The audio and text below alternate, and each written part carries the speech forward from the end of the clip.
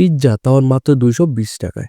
220 টাকার পিজ্জাতে এত পরিমাণে চিকেন থাকবে এটা আশা করাই যায় না। এই পিজ্জাটি কোথায় পাবেন, এই পিজ্জাটি খেতে কেমন, সম্পূর্ণ বিস্তারিত থাকবে এই ভিডিওতে। আপনি যদি এখনো দা পরিবার সিয়াম ফেসবুক পেজে ফলো দিয়ে না ফলো দিবেন, আর ইউটিউব থেকে দেখলে সাবস্ক্রাইব করবেন। আজকে পিজ্জাটি কোনো রেস্টুরেন্টে বসে নয়, আজকে পিজ্জাটি খাবো জুবলিতে বসে। আপনারা এটাকে অনেকে শাহাবুদ্দিন চুপ্পু পার্কও বলেন। আজকে এখানে বসেই মূলত পিজ্জাটি খাবো। যদিও পিজ্জার হাল একটু বেহাল হয়ে গেছে নিয়ে আসার সময়। পিজ্জাতে ছিল ভরপুর চিকেন, ব্ল্যাক অলিভ সসেস, কিছু পেঁয়াজও দিয়েছিলেন ওনারা। পিজ্জার সাথে আরো পাবেন টমেটো সস এবং 2 ধরনের মেয়োনিজ। আর দেরি না করে খেতে শুরু করলাম আমরা।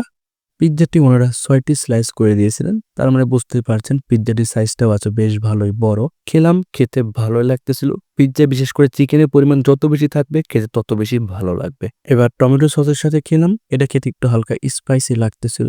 টমেটো সসটা ছিল হালকা স্পাইসি, টমেটো সসের সঙ্গে খেতেও ভালোই লাগতেছিল।